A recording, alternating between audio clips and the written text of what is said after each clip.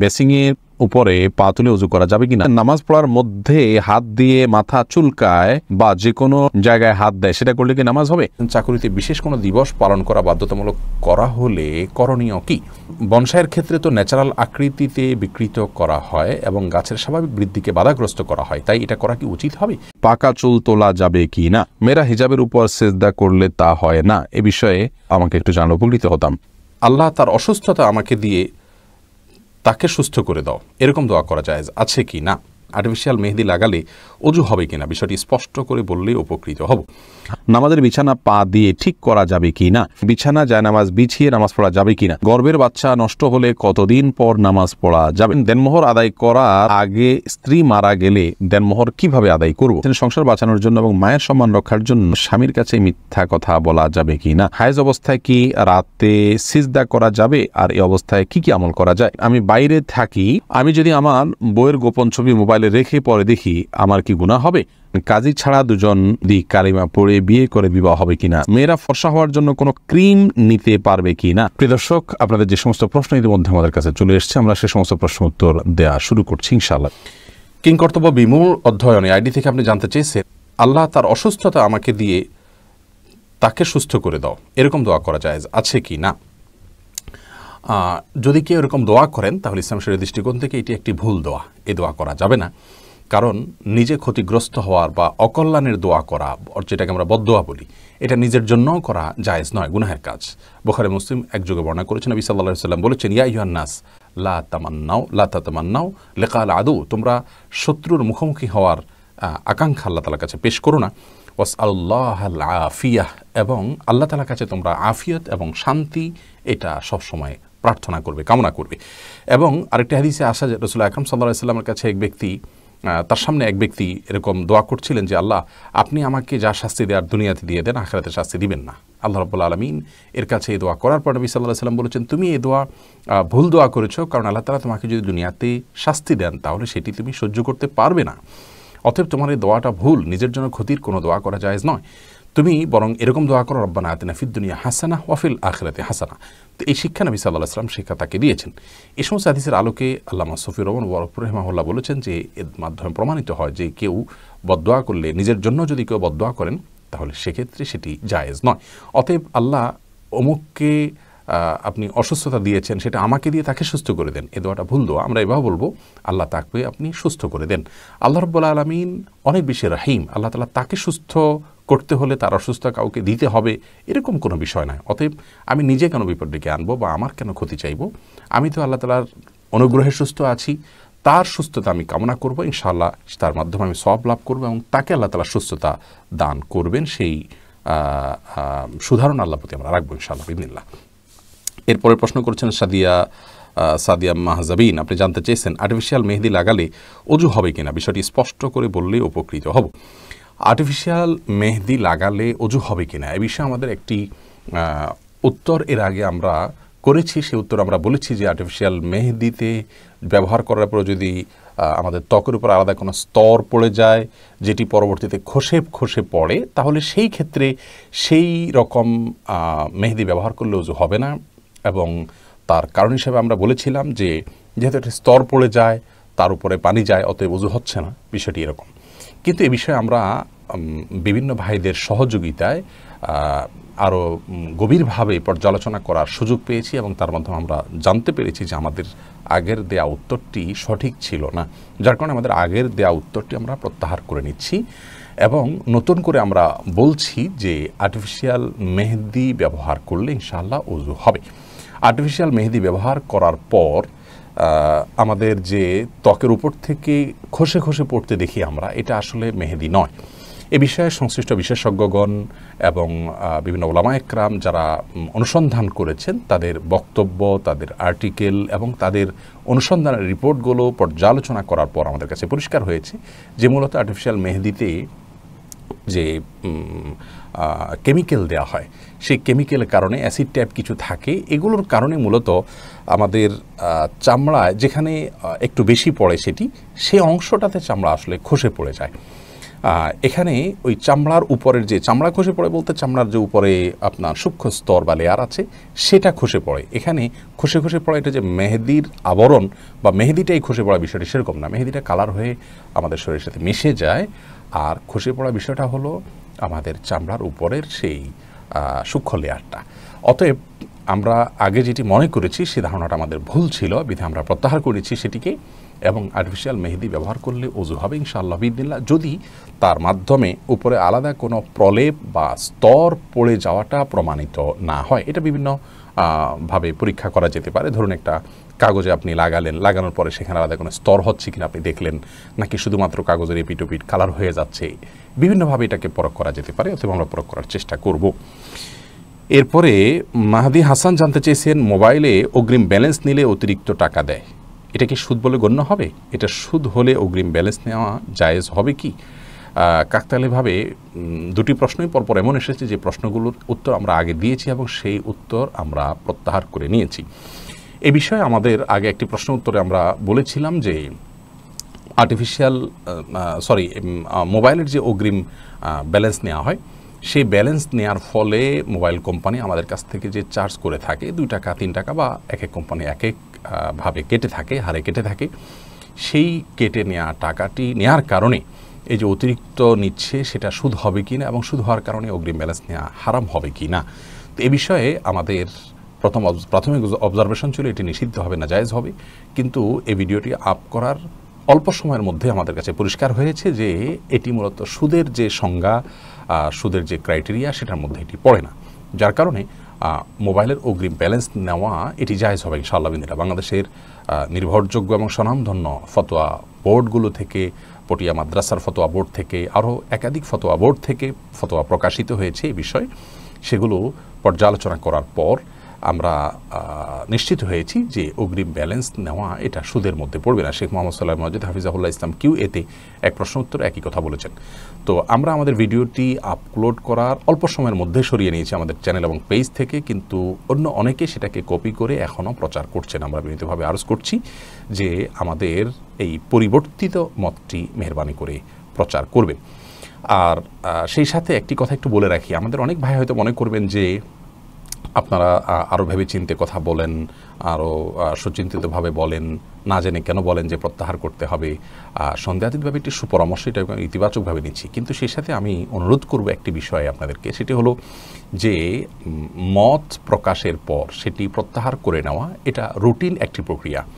পৃথিবীর ইতিহাসে যত বড় বড় মনীষী আছেন, বড় বড় ইমামগণ আছেন, 4 ইমাম, ইমাম আবু হানিফা রাহিমাহুল্লাহ, ইমাম মালিক, ইমাম শাফি, মাহমুদ ইবনে হাম্বল রাহিমাহুল্লাহ, এবং আরও অনেক বড় বড় ইমামগণ, মুহাদ্দিসদের মধ্যে থেকে বড় বড় মুহাদ্দিসগণ যারা আছেন, তাদের প্রায় সকলেই বিভিন্ন মত দেওয়ার পর সেই মত থেকে তারা পরবর্তীতে সরে এসেছেন। কারণ আমরা সকলেই মানুষ, আমাদের জানার বিষয়টি আপডেটেড হতে থাকবে। এর কারণে আগের যে আমাদের অবস্থান ছিল তার কারণে কোনো গুনাহ হবে না, কারণ আমাদের অজান্তে এবং আমাদের ধারণার ঘাটতির কারণে আল্লাহ রাব্বুল আলামিন সেই ভুলকে আমাদেরকে ক্ষমাসুন্দর দৃষ্টিতে দেখবেন, বরং তার কারণে একটি সওয়াব পাওয়া যায়, একটা হাদিস থেকে জানা যায়। অতএব এটা নিয়ে আমাদের অরিড হওয়ার কিছু নেই, এবং এটাকে অন্তত আমরা খুব খারাপভাবে দেখার কিছু নাই। শেখ আলবানী রাহিমাহুল্লাহর একটা কিতাব বের হয়েছে, তারাজুআতুল আলবানী এই নামে যথাসম্ভব। এই কিতাবটি আমি যদি ভুল না বলে থাকি 4 ভলিউম বিশিষ্ট। এই কিতাবটি মধ্যে তিনি যত মত থেকে ফিরে এসছেন শুধু সেগুলোকে একত্র করা হয়েছে, বিশাল বড় একটা কিতাব। তাহলে এত বেশি মাসআলা থেকে তিনি ফিরে এসেছেন, প্রত্যাহার করে নিয়েছেন, এখান থেকে বোঝা যায় যে এটি একেবারে স্বাভাবিক এবং রুটিন একটি প্রক্রিয়া। বিধায় এত বড় বড় মনীষীগণের যদি প্রত্যাহার করতে হয় তাহলে আমাদেরটা তো আরও স্বাভাবিক, একেবারেই আমাদের মতো সাধারণ মানুষের জন্য এটি আপনার কিছু নয়, আশ্চর্য হওয়ার মতো কিছু নয়। বিধায় আমরা এটাকে খুব স্বাভাবিক প্রক্রিয়া হিসাবেই জানবো ইনশাআল্লাহ। জান্নাতুল নাইম জানতে চেয়েছেন, হায়েজ অবস্থায় কি রাতে সিজদা করা যাবে, আর এই অবস্থায় কি কি আমল করা যায়? মাসিক অবস্থায় মেয়েরা সিজদা দিবেন না, 5 ওয়াক্ত নামাজ পড়বেন না, বা কোনো নামাজ পড়বেন না, কোরআন স্পর্শ করবেন না, এবং তওয়াফ করবেন না। এছাড়া রোজা রাখবেন না, স্বামী সহবাস করবেন না, এছাড়া যে কোনো কাজ তারা করছেন, দোয়া দুরুদ ইস্তেগফার, আল্লাহর কাছে প্রার্থনা, ইসলামী বই পুস্তক পড়ায় সব কাজগুলো তারা করতে পারবেন, কোনো সমস্যা নেই। আল মুজাহিদ জানতে চেয়েছেন, বাসায় সালাত আদায় করার সময় আমার পোষা বিড়াল সামনে এসে বসে থাকে, এতে সালাত হবে কিনা? জি আল মুজাহিদ ভাই, কোনো অসুবিধা নেই, পোষা বিড়াল যদি সামনে এসে বসে থাকে আপনার সালাত আদায় হয়ে যাবে। প্রিশিলা আহমেদ আপনি জানতে চেয়েছেন, সংসার বাঁচানোর জন্য এবং মায়ের সম্মান রক্ষার জন্য স্বামীর কাছে মিথ্যা কথা বলা যাবে কিনা? সংসার বাঁচানোর জন্য যদি হয় তাহলে কথা ঘুরিয়ে বলবেন, সরাসরি মিথ্যা না হলে মিথ্যা কথাটাকেই এমনভাবে বলবেন যে সত্যি মিথ্যা দুটি সম্ভাবনা আছে, একটু ঘুরিয়ে বলবেন, তাহলে সেটি জায়েজ হবে, কোনো অসুবিধা নেই। আর তাছাড়া স্বামী স্ত্রী একে অন্যের সাথে মিথ্যা কথা বলতে পারে তাদের প্রশংসামূলক বা সংসার রক্ষার জন্য যদি একান্ত বাধ্য হন, তবে আবারও বলছি ঘুরিয়ে বলবেন, সরাসরি মিথ্যা নয়। আব্দুল মান্নান জানতে চেয়েছেন, আমি বাইরে থাকি, আমি যদি আমার বইয়ের গোপন ছবি মোবাইলে রেখে পরে দেখি আমার কি গুনাহ হবে? না ভাই, আপনার স্ত্রীর একান্তের বা আপনার একান্ত মুহূর্তের ছবি বা যে কোনো ধরনের ছবি ভিডিও আপনার কাছে থাকলে সেটা আপনি দেখতে পারেন গোপনে, কোনো অসুবিধা নেই, এতে আপনার কোনো গুনাহ হবে না। তবে মনে রাখতে হবে যে এতে তার প্রাইভেসি যাতে লঙ্ঘন না হয়, অর্থাৎ অন্য কারোর নাগালে যেন এটি চলে না যায়, সেজন্য প্রোফাইল লক দিয়ে বা বিভিন্নভাবে সেটিকে আপনার নিরাপদে সংরক্ষণ করতে হবে। আপনি দেখতে পারেন, কোনো অসুবিধা নেই। এরপরে এমডি আমিরুল ইসলাম জানতে চেয়েছেন, কাজী ছাড়া দুজন যদি কালিমা পড়ে বিয়ে করে বিবাহ হবে কিনা? দুজন যদি একজন প্রস্তাব করেন আর একজন প্রস্তাব গ্রহণ করেন এবং দুজন সাক্ষী উপস্থিত থাকে, মহানা নির্ধারণ করা থাকে, অভিভাবকদের সম্মতি থাকেই, কোনো অসুবিধা নেই, বিয়ে হয়ে যাবে। যদিও ছেলেদের, প্রাপ্তবয়স্ক ছেলের জন্য অভিভাবকের সম্মতি কারোর মতো শর্ত নয়, প্রাপ্তবয়স্ক মেয়েদের ব্যাপারে অভিভাবকের সম্মতিকে শর্ত করেছেন অনেক উলামায়ে কেরাম, যদি ইমাম আবু হানিফার মাযহাব অনুযায়ী সেই শর্ত নয়। তো বিবাহের মৌলিক শর্ত হলো তাদের উভয়ের প্রস্তাব এবং সম্মতি, দুজন সাক্ষী শুনবেন, পুরুষ সাক্ষী শুনবেন এবং মহানা নির্ধারণ করবে, সেগুলো থাকলে বিয়ে হয়ে যাবে। কাজী এটা বিয়ের জন্য আবশ্যক নয়, কাজী ছাড়াও বিয়ে হতে পারে। আব্দুল্লাহ আল মামুন জানতে চেয়েছেন, অন্তরে কুচিন্তা আসে এবং আমলের ইয়া আসে, আমাকে পরামর্শ দেন প্লিজ। কুচিন্তা এবং খারাপ চিন্তা ভাবনা এগুলো দূর করার জন্য বেশ কয়েকটি ভিডিও আমাদের আছে, সেগুলো দেখে নেবেন ইনশাআল্লাহ। আপনি বাজে কোনো চিন্তা আসলে বাম দিকে থুতু ফেলে 3 বার আমানতু বিল্লাহি ওয়া রাসূলিহি এটা পড়বেন, সেই সাথে আল্লাহ তাআলার কাছে দোয়া করবেন, পানাহ চাইবেন, আল্লাহুম্মা জাআল ওয়াসাওয়িসা কলবি খাশিয়াতাক, আল্লাহ আমার অন্তরের কুমন্ত্রণাগুলোকে আপনার ভয় দিয়ে আপনি পরিবর্তন করে দিন। এভাবে আল্লাহর কাছে দোয়া করতে পারেন, নিজের ভাষায় আপনি বলতে পারেন। সেই সাথে আপনার আল্লাহকে নিয়ে যদি বাজে চিন্তা আসে তার জন্য আলাদা কিছু পরামর্শ আছে, আমাদের ভিডিওতে দেখে নেবেন। ইয়া আসলে সমস্ত আমলকে লুকিয়ে করার চেষ্টা করবেন, এই প্রবণতা আপনার মধ্যে থাকলে এবং এই কসরত আপনি কিছুদিন করলে ইনশাআল্লাহ রিয়া দূর হয়ে যাবে। রেবা তরফদার আপনি জানতে চেয়েছেন, কুড়িয়ে পাওয়া নবজাতক শিশু নিজ সন্তানের মতো প্রতিপালনের ক্ষেত্রে তার পিতামাতার নাম কি নিজেদেরটাই ব্যবহার করতে পারবো, নইলে তার স্কুলে ভর্তি আইডি বিভিন্ন ক্ষেত্রে সমস্যা দেখা দিবে, সমাজে সে তো প্রতিটি ক্ষেত্রে হেয় প্রতিপন্ন হবে। খুবই চিন্তা আছে, আশা করি সঠিক নির্দেশনা পাবো। বোন রাবেয়া যদি কুড়িয়ে পাওয়া হয় এবং তার বাবা মাকে কোনোভাবেই খুঁজে বের করা না হয়, আজকাল ডিএনএ বিভিন্নভাবে হয়তো খুঁজে পাওয়ার স্কোপ থাকতে পারে, যদি থাকে তাহলে সে চেষ্টা করতে হবে। যদি কোনোভাবে তার বাবা মা খুঁজে পাওয়া না যায় তাহলে সেক্ষেত্রে আপনার ওই শিশুকে যারা লালন পালন করছেন তার জীবনের তার লাইফ যাতে সহজভাবে চলতে পারে সেটার সুবিধার্থে তাদের বাবা মা ঘরে তাদের নাম তারা উল্লেখ করতে পারেন, অসুবিধা নেই। লালন পালনকারী ব্যক্তিকে বাবা মার ঘরে নাম উল্লেখ করলেও প্রকৃত ঘটনাকে তারা লুকানোর চেষ্টা করবেন না, সেটি যেন সবাই জানে, সন্তান জানে যে তার বাবা মা ভিন্ন কেউ। বাকি তার সুবিধার দিকে লক্ষ্য করে রূপক অর্থে নিজেদেরকে বাবা মা হিসেবে পেশ করতে পারেন, অথবা আপনি নামাজ আছেন বুঝতে না পারে, এরকম যদি হয় তাহলে এটাকে আমলে কাসির বলা হয়। এরকম আমলে কাসিরগুলো নামাজ হবে না।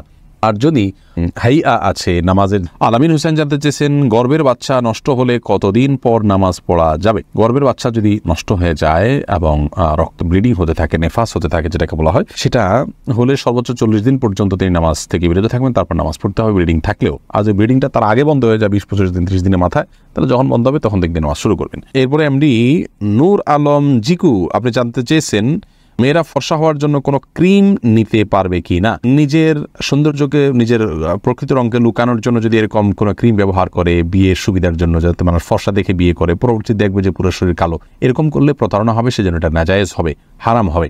আর এমনিতে নিজের রূপচর্চার অংশ হিসাবে যদি তিনি করেন, এখানে কাউকে প্রতারণা করার কোনো স্কোপই নেই। ধরুন বিয়ে হয়ে গেছে কথার কথা, অথবা বিয়ের এখনও আলোচনাই নেই, তো এই জায়গা থেকে জাস্ট নিজেকে সুন্দর হিসাবে প্রকাশ করার জন্য করছেন, তাহলে সেক্ষেত্রে এটা করতে পারেন। আর যদি এখানে ব্যাপক পরিবর্তন হয়, অর্থাৎ গোটার রংটাই টোটাল চেঞ্জ হয়ে যায়, তাহলে সেটা জায়েজ নাই, কারণ লা তাবদিলা লিখালকিল্লাহ, আল্লাহর সৃষ্টিতে পরিবর্তন করা জায়েজ নাই।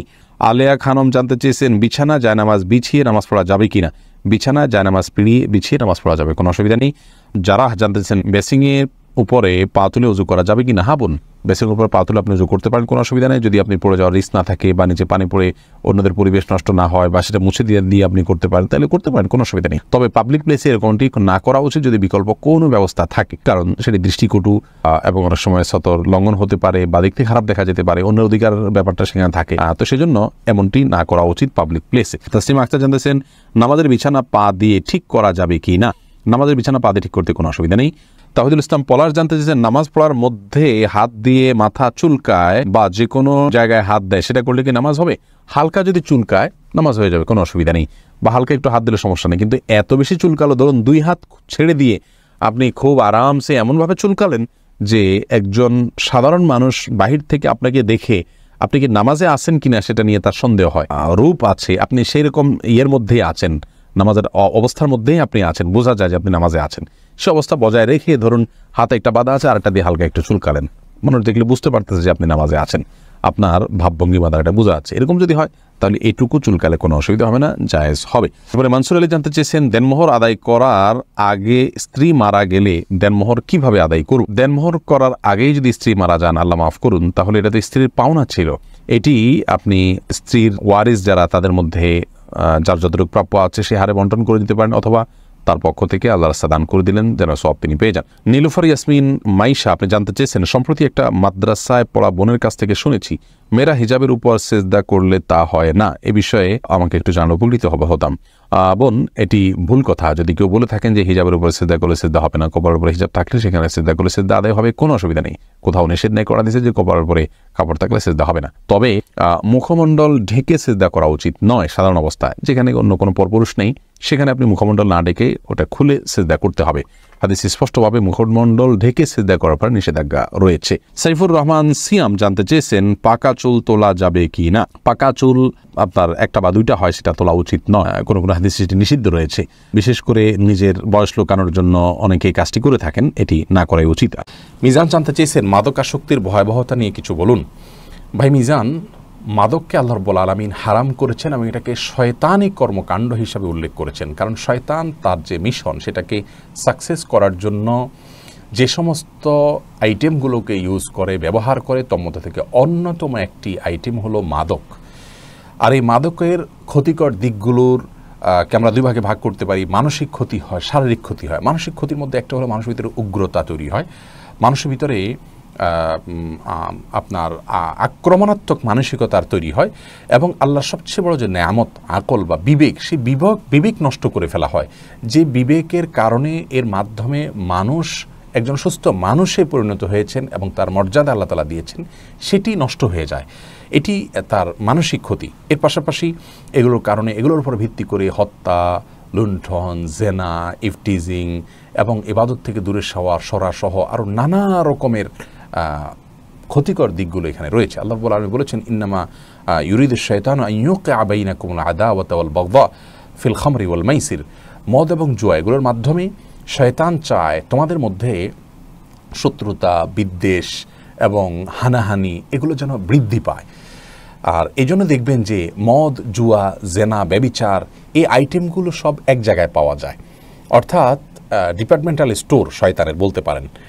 একটার সাথে আরেকটা সম্পর্ক অত্যন্ত সুনিবিড়, কারণ এগুলোর মাধ্যমে আপনার যত খুন হয়, এই খুনগুলোর পেছনে যারা জড়িত থাকে খুনি, তাদের একটা বড় অংশ বলতে গেলে প্রায় সবাই আপনার মাদকে আসক্ত থাকে। তেমনিভাবে সমাজের যত অনাচার আছে, এই অনাচারের সাথে জড়িত যারা, তাদের মধ্যে বড় অংশ দেখবেন মাদকে আসক্ত থাকে। অর্থাৎ একজন মাদক আসক্ত মানুষ, তিনি সাধারণত দেখবেন না ইবাদতবন্দি করেন, সাধারণত দেখবেন না জিকির আজকার করেন, সেখান থেকে শয়তান তাদেরকে দূরে সরিয়ে ফেলে, তার স্বাভাবিক বিবেক বুদ্ধিকে লোপ করে ফেলে। এই জন্য ইসলাম শরীয়তটাকে হারাম করেছে। শারীরিক ক্ষতির মধ্যে খাদ্য অভ্যাস নষ্ট হয়ে যায়, যৌন শক্তি মানুষের কমে যায়, রোগ প্রতিরোধ ক্ষমতা কমে যায়। এটি তো আজ করোনা প্যান্ডামিকের মধ্যে আমাদের কাছে একবারে পরিষ্কার হয়ে গেছে। আর্থিক যে ক্ষতি সেটি আমরা জানি। পরিবারগুলো ভাঙনের একটা বড় কারণ হলো মাদক। মাদকের কারণে উন্নত বিশ্ব বলে যে দেশগুলোকে আমরা জানি, পৃথিবীর যে অংশকে আমরা জানি, তাদের সমাজে পর্যন্ত বিবাহ বিচ্ছেদ এবং সংসার ভেঙে যাওয়ার হার অনেক বেশি। এর বড় কারণ হলো মাদক। আমাদের দেশেও একই কারণ দেখা যাচ্ছে। এই জন্য মাদকের বিরুদ্ধে আমাদের নিয়ন্ত্রণ নয়, বরং মাদককে নির্মূল করার সংগ্রামে উপনীত হতে হবে এবং রাষ্ট্রকে এর জন্য উদ্যোগী হতে হবে যে মাদককে কোনোভাবেই পারমিশন না দেওয়া। আল্লাহ তাআলা আমাদেরকে বোঝার তৌফিক দান করুন। ফারহান আহমদ জানতে চেয়েছেন, মোবাইলে অগ্রিম ব্যালেন্স নেওয়ার পর ঋণ অপরিশোধিত অবস্থায় মারা গেলে কি গুনাহ হবে? এক্ষেত্রে ওয়ারিসদের করণীয় আছে কি? ভাই ফারহান, মোবাইলে অগ্রিম ব্যালেন্স নেওয়ার পর আমরা যদি মৃত্যুবরণ করি, অবশ্যই সেটি আমাদের দেনা হিসাবে থেকে যাবে আর সেই দেনা পরিশোধ করতে হবে। সাধারণত কোনো মানুষের মৃত্যুর পর তার মোবাইল তার সন্তান বা পরিবারের সদস্য ব্যবহার করে থাকেন এবং পরবর্তী রিচার্জের মাধ্যমে যেহেতু আগের নেওয়া অগ্রিম ব্যালেন্সটিকে অ্যাডজাস্ট করা হয় এবং কেটে নেওয়া হয়, অতএব এর মাধ্যমে তিনি ইনশাআল্লাহ বিতাআলা দায়মুক্ত হবেন। এটা নিয়ে এই কারণে দুশ্চিন্তা করার কোনো কিছু নেই। কিন্তু একজন মানুষ আল্লাহ রাব্বুল আলামিনের প্রতি ভয়ের জায়গা থেকে, আল্লাহ তাআলার প্রতি তার জবাবদিহিতার বিষয় রয়েছে, এই জায়গা থেকে তিনি তার ওয়ারিসদেরকে যদি আগে থেকে ওসিয়ত করে যান এবং বলে যান যে আমার মৃত্যুর পর আমার মোবাইলে কোনো অগ্রিম ব্যালেন্স নেওয়া থাকলে তোমরা রিচার্জ করে সেটা পরিশোধ করার ব্যবস্থা করবে, এটা বলে তিনি গেলে সেটা অবশ্যই উত্তম হবে, ভালো হবে। কিন্তু সাধারণত যেহেতু পরিবারের সদস্যরা কেউ না কেউ সেটা ব্যবহার করেন এবং তারা রিচার্জ করার মাধ্যমে এটি পরিশোধ হয়ে যায়, বিধায় এটা নিয়ে চিন্তার কিছু কারণ নেই। এখানে ওয়ারিসদেরও দায়িত্বের মধ্যে পড়ে যায় যে তার মোবাইলে কোনো দেনা আছে কিনা রিচার্জের মাধ্যমে সেটা নিশ্চিত করা, যেহেতু এটা আমাদের জীবনের এখন একটা রুটিন ওয়ার্কে পরিণত হয়েছে এবং এই দেনাটা আমরা অহরহ অনেকেই করছি। জান্নাতুল ফেরদাউস আপনি জানতে চেয়েছেন, আমি আর্টিফিশিয়াল ফুল দিয়ে গহনা বানিয়ে বিক্রি করি, এসব 95% মেয়েরা গায়ে হলুদের অনুষ্ঠানে পরে থাকে, এই ব্যবসা কি আমার জন্য হালাল হবে? আর্টিফিশিয়াল ফুল দিয়ে গহনা বানিয়ে আপনি যদি বিক্রি করেন, মৌলিকভাবে এটাতে নিষিদ্ধ হওয়ার কোনো কারণ আমি দেখছি না। কারণ আর্টিফিশিয়াল ফুল এটাকে আমরা সে অর্থে প্রতারণা বলতে পারবো না যে অর্থে প্রতারণা হলে সেটি নিষিদ্ধের আওতায় পড়বে, কারণ এখানে কেউ ক্ষতিগ্রস্ত হচ্ছে না, বরং আমাদের সমাজে সবাই এটা জানেন, এটা ওপেন সিক্রেট। আর শরীয়তের কোনো কোরআন এবং হাদিসের কোনো নির্দেশ বা নিষেধের আওতায় এটি পড়ে না, যার কারণে এটি মুবাহ এবং জায়েজ একটি কাজ ইনশাআল্লাহ বিইذনিল্লাহ। আর এইটিকে যদি ব্যবহার করে কেউ অসৎ জায়গায় গুনাহের কাজে, তাহলে সেক্ষেত্রে এটা একান্ত তার উপরে বর্তাবে, বরং এটা যেহেতু ভালো মন্দ সব ক্ষেত্রে ব্যবহার করার মতো সুযোগ রয়েছে, সেজন্য এটির ব্যবসা করলে ইনশাআল্লাহ আপনার জন্য গুনাহের কারণ হবে না। এমনকি বিবাহের কোনো অনুষ্ঠানে করলেও যে বেপর্দা হয়ে ব্যবহার করতে হবে এমনটি তো না, কেউ পর্দার সাথে ব্যবহার করতে পারে, সেজন্য এটি ইনশাআল্লাহ বিইذনিল্লাহ আপনার জন্য গুনাহের কারণ হবে না। এরপরে প্রশ্ন করছেন ফাতেমা বিলকিস, আপনি জানতে চাইছেন চাকুরিতে বিশেষ কোনো দিবস পালন করা বাধ্যতামূলক করা হলে করণীয় কি? চাকুরিতে যদি কোনো বিশেষ দিবস আপনাকে পালন করতে হয়, যে দিবস পালন করাকে শরীয়ত সমর্থন করে না, এরকম যদি কিছু হয়, তাহলে সেই ক্ষেত্রে আপনি বাধ্যতামূলকভাবে সেটি পালন করার কারণে ইনশাআল্লাহ বিইذনিল্লাহ আপনি গুনাহগার হবেন না। কারণ আল্লাহ রাব্বুল আলামিন কোরআনে কারিমে বলেছেন, লা ইউকাল্লিফুল্লাহু নাফসান ইল্লা উসআহা, কোনো মানুষকে আল্লাহ রাব্বুল আলামিন তার সাধ্যের বাইরে কোনো কিছু চাপিয়ে দেন না। কোরআনে কারিমের অন্য জায়গায় আল্লাহ রাব্বুল আলামিন হারাম খাদ্যের তালিকা বলতে গিয়ে একটা পর্যায়ে বলেছেন, ইল্লা মা তুরিরতুম, তবে তোমরা যদি কোনো কিছুতে বাধ্য হয়ে পড়ো, অর্থাৎ নিরুপায় হয়ে পড়ো, তোমাদের আসলে আর করার আর কিছু না থাকে, তাহলে সেক্ষেত্রে তোমার জন্য অনন্যপায় হিসাবে জায়েজ হবে। তো চাকরি করতে গিয়ে যদি আপনি আসলে এই চাকরি ছাড়া আপাতত দৃষ্টিতে আপনার জন্য ভালো কোনো বিকল্প নেই এবং আপনি চাইলেও যেখানে যাবেন কমবেশ এ ধরনের বিষয়গুলো এড়ানোর সুযোগ নাই, যদি সমাজ এরকম পর্যায়ে চলে যায়, তাহলে সেক্ষেত্রে আপনি বাধ্যতামূলক করার কারণে এবং আপনি সেই নিষিদ্ধ কাজের প্রতি আপনার সন্তুষ্টি না থাকার কারণে ইনশাআল্লাহ বিইذনিল্লাহ আল্লাহ তাআলা আপনাকে গুনাহগার করবেন না। ফিরোজ দেওয়ান জানতে চেয়েছেন, বনসাইয়ের ক্ষেত্রে তো ন্যাচারাল আকৃতিতে বিকৃত করা হয় এবং গাছের স্বাভাবিক বৃদ্ধিকে বাধাগ্রস্ত করা হয়, তাই এটা করা কি উচিত হবে? এ বিষয়ে আমরা আমাদের আগের ভিডিওতে বিস্তারিত বলার চেষ্টা করেছি বনসাই সম্পর্কে। দেখুন, আমাদের কাছে যদি কারোর কাছে দেখতে খারাপ লাগে বা আমাদের কাছে মনে হয় যে বিষয়টি গাছের স্বাভাবিক যে বৃদ্ধি হওয়া সেটাকে আটকে রাখার প্রচেষ্টাটা মানে খারাপ লাগে আপনার মধ্যে, তো আপনি করবেন না। কিন্তু আমরা এটাকে নিষিদ্ধ বলতে হলে শরীয়তের নির্দেশনা থেকে নিষিদ্ধ হওয়ার কোনো প্রমাণ আমাদের কাছে থাকতে হবে, সেটা ছাড়া তো আমরা নিষিদ্ধ করতে পারি না। আল্লাহ বলেছেন কোরআনে কারিমে, লিমা তুহাররিমু মা আহাল্লাল্লাহু লাক, যেটা আল্লাহ রাব্বুল আলামিন তোমার জন্য হালাল রেখেছেন সেটা তুমি কেন হারাম করছো? অর্থাৎ আল্লাহ তাআলা আমরা আগেই বলেছি যে আল্লাহ সুফিল আশিয়া আলিবাহা জাগতিক জগতে যত কিছু সৃষ্টি করেছেন সবগুলো আমাদের জন্য মোবাহ রেখেছেন, শুধু যেগুলো নিষেধ করেছেন সেগুলো ছাড়া। এবং কোনো কিছু আছে যেগুলোকে নীতিমালার মাধ্যমে মৌলিক কোনো নীতির আওতায় আল্লাহ তাআলা নিষেধ করেছেন। তো এই গাছের স্বাভাবিক বৃদ্ধি যদি বন্ধ করে রাখা হয় তাহলে সেক্ষেত্রে আপনার শরীয়তের কোনো বিধান লঙ্ঘন হচ্ছে এবং কোনো আয়াত বা হাদিসের খেলাফ হচ্ছে এরকম কোনো কিছু যেহেতু প্রমাণিত নয়, এই জন্য এটি আমাদের বক্তব্য নয়, বরং এটি আরও অন্যান্য ওলামা ইকরাম আরও ওলামা ইকরামের বক্তব্যের খোলাসা যে এটি হারাম হওয়ার কোনো কারণ নেই। আল্লাহু আ'লাম বিস-সাওয়াব।